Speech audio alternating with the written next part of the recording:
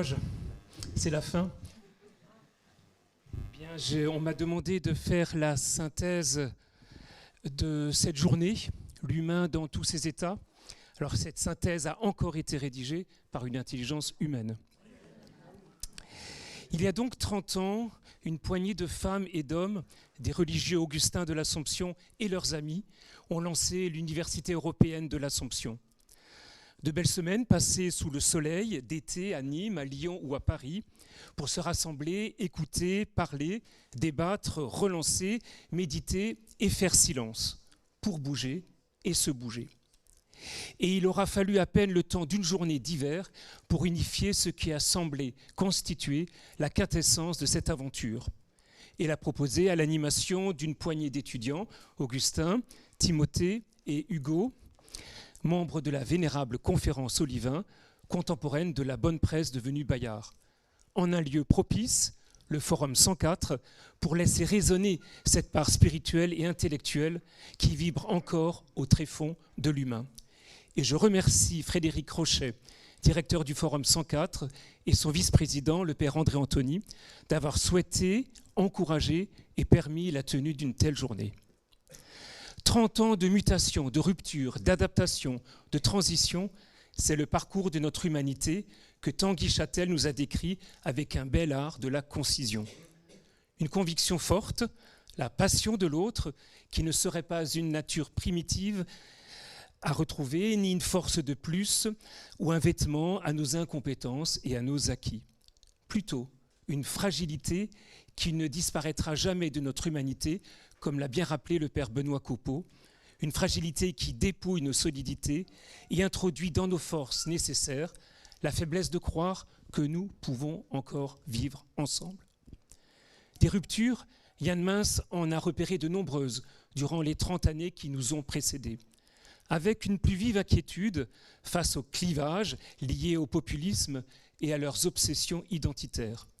Ce populisme qu'il dénonce mêle une nostalgie d'un passé souvent revêtu de nos propres illusions perdues, d'une idéalisation naïve, souvent mensongère, et un recours à l'espérance de lendemains qui chantent devant les déficiences de la démocratie, l'affaiblissement de la représentativité démocratique et les crises liées à la transformation du monde.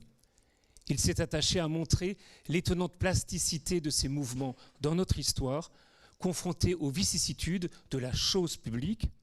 Il y a peuple quand il y a chose publique, res publica, affirmaient déjà les Romains. L'humain donc à peine efficace. Une parole étrangère à notre colloque, mais venue en écoutant le père Alexis Leproux, Soufiane Natif et Roger Lévesque. Celle du président de la République, Emmanuel Macron, qui déclarait le 25 septembre 2019 au micro d'Europe 1 qu'en matière d'immigration, il voulait conjuguer, et je cite, « humanité et efficacité ». Une parole à 1000 encablures de la course sauturière du bel espoir. On reconnaît la formule ambiguë du « en même temps », décomplexée, mais un brin hypocrite, pleine de suffisance et en même temps insuffisante. Une rime suffisante et pas davantage. Mais humanité ne rime pas souvent avec efficacité. C'est plutôt notre souci, notre éternel souci humain.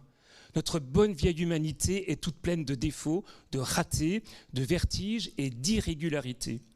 Elle n'est humaine que de ses fécondités et de ses malheurs, de ses exils et de ses enracinements.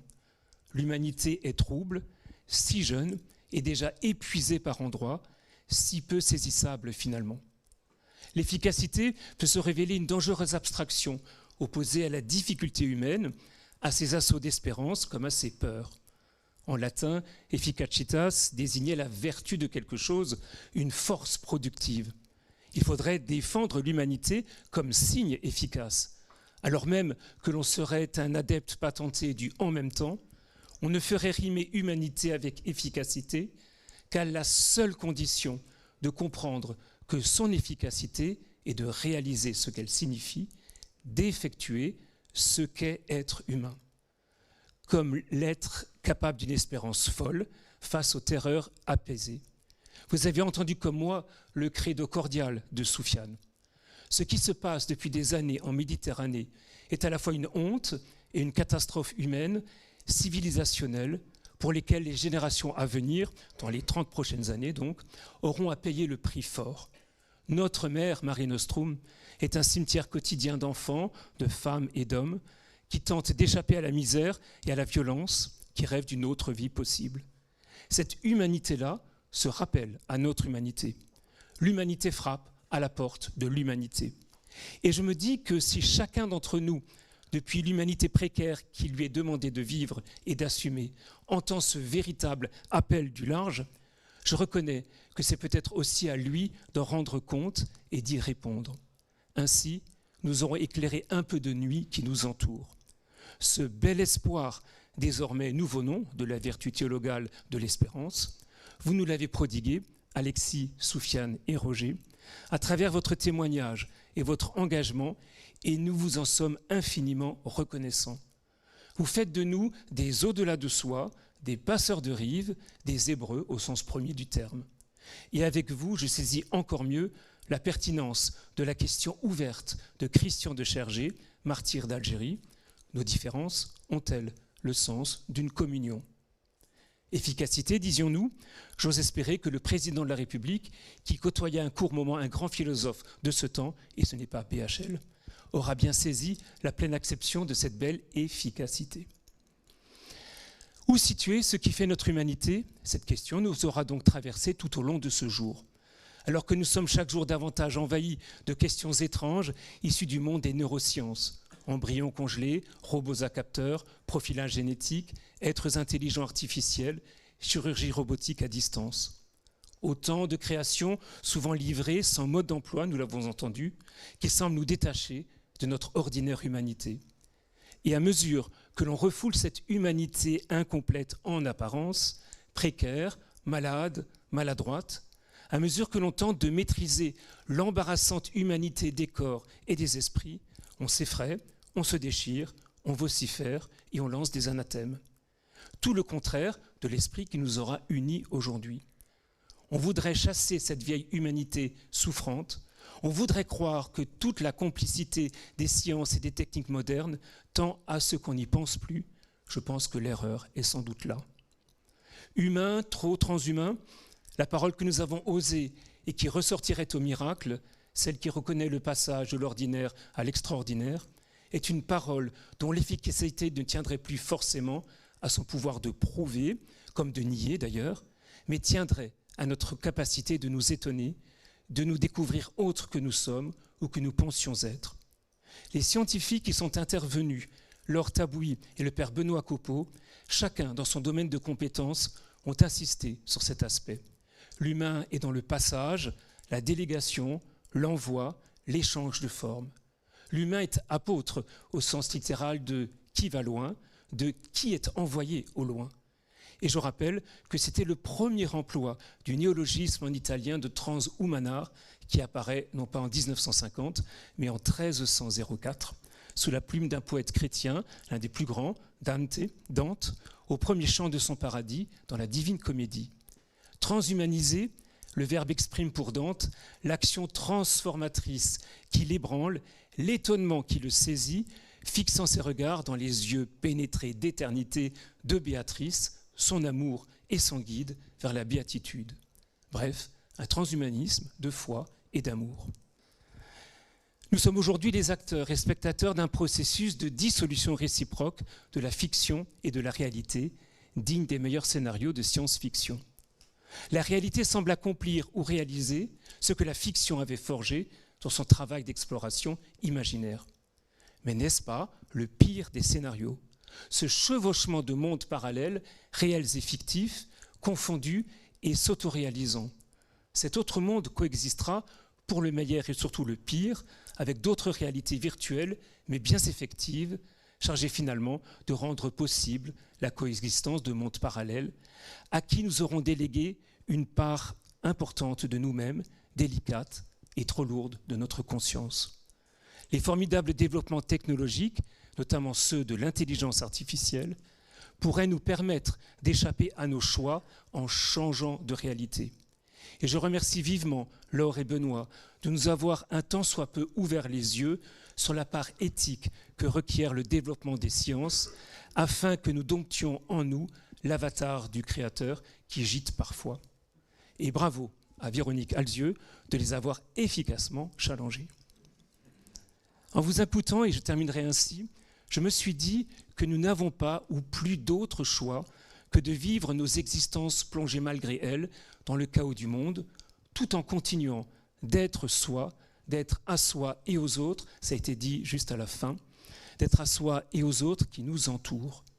Ma petite expérience personnelle de vie, même comparée au tragique de la vie de Job, que vaut-elle face au désastre du monde actuel ? Je demeure en somme un être contradictoire, désespéré, angoissé et tout autant convaincu qu'il reste quelque chose à vivre, un courage à relever. Souvent, je trébuche, je me dis aussi que la vraisemblance du pire, c'est le miroir que nous tend le négateur. Le monde sera peut-être sauvé par celles et ceux qui, sans nier la responsabilité humaine dans le chaos effrayant du monde, auront la force de revenir à eux, de témoigner pour leur existence et celle des autres. Alors, c'est dérisoire. Mais la dérision de quelques-uns m'a toujours profondément ému. C'est cela qui me touche quand je relis les récits anciens et toujours actuels du peuple hébreu, quand il se ressaisit en se racontant sous le regard de son Dieu. C'est ce que je goûte avec délectation depuis que des écrivains nous ont rendu en 2001 la littérature des littératures, le livre des livres, l'écriture des écritures. Benoît de Sagazan nous a révélé ce matin l'aventure de ce monument littéraire qui s'est donné l'infini pour donner aux écritures révélées leur puissance de feu et d'action. 30 ans, rien ou presque aux yeux du Très-Haut. Et je pense à cette scène des temps modernes de Charlie Chaplin, dans laquelle Charlot, qui a entraîné son amoureuse dans un grand magasin dont il est devenu le gardien de nuit, chausse des patins à roulettes et entame une danse irrésistible. Les yeux bandés, il s'élance en tournoyant au bord du vide. Parade d'amour et on a peur pour lui. Mais nous l'aimons soudain. Et le manque de sérieux exprime alors une gravité folle. Il me revient alors de façon absurde cette phrase de l'Évangile sur Notre Père, qui videt in obscuro en latin, qui voit dans l'obscur. Ce sera la nouvelle traduction de Bayard. Voir dans l'obscur, c'est le gag de Charlot ici. Et si nous avions le courage de manquer de sérieux comme lui, non pour nier la catastrophe, mais pour lui opposer une danse de vie. Et c'est donc vers toi que je me tourne, Robert, tout particulièrement à l'issue de ces 30 années dévolues à l'Université européenne assomptionniste. Entouré de tes amis, tous présents et qui nous auront permis de vivre cette journée, et à l'époque tu marchais encore presque droit dans tes Méphistos, lors de ces premières éditions. Aujourd'hui, tu danses, et nous avec toi, sans l'aide de l'IA ou des neurotech. Merci pour ton inaltérable fidélité et ta légendaire bougonnerie, en soi de la belle ouvrage humaine. Et on peut t'applaudir.